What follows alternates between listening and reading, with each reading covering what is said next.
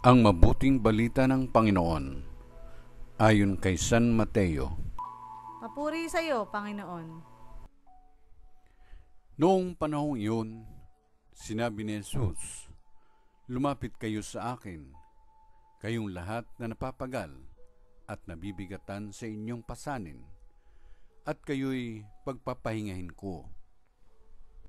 Pasanin ninyo ang aking pamatok, at mag-aral kayo sa akin.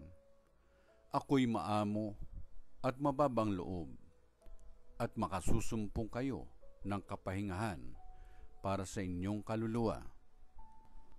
Sapagkat maginhawang dalhin ang aking pamatok, at magaan ang pasaning ibibigay ko sa inyo." Ang mabuting balita ng Panginoon. Pinupuri ka namin, Panginoong Jesucristo.